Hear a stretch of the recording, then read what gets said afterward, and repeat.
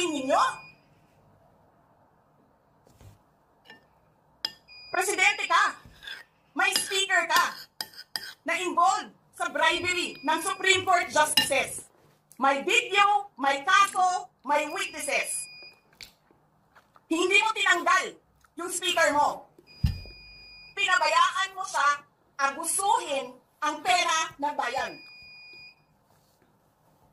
Paikot-ikot sa buong bansa, namimigay ng pera na para bang kanya yung pera.